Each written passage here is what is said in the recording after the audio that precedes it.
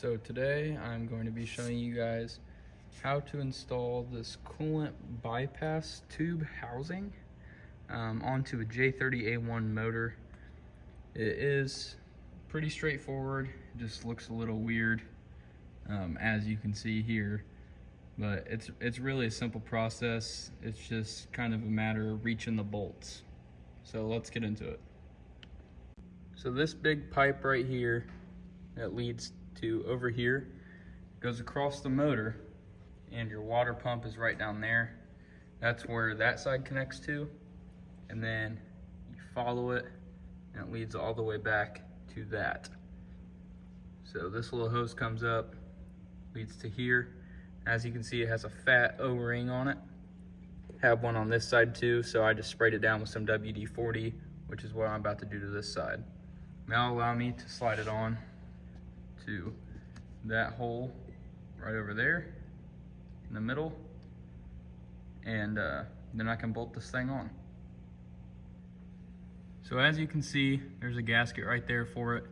I think there is some other tiny gaskets that I have to find, and then I will show you guys how to install this. Okay, so the gasket that I have down there already has some on there, but this is the gasket for the far side, the back side. So I put a little bit of gasket sealer on there. You don't want to put a bunch, trust me.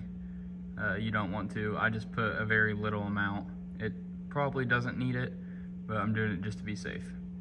So this gasket goes on back here. Also, another thing for those of you that may not know this or have much experience with them, what I just put on here is a gasket, and that's what this down here is too. So a gasket makes a seal, or seals up, I guess I should say, between two stationary parts. Then a seal is what would go in between if there was a stationary part and a moving part, or if there was two moving parts. That would be considered a seal. Next thing I'm going to do is kind of spray this just with a little bit or a lot of bit of WD-40. I have a little bit inside of there now. Just kind of wipe that up. I have some sitting on the transmission. This is my transmission, by the way. So that way I can slide the housing onto this easier. Now getting this thing on to the studs is probably going to be the hardest part of this process.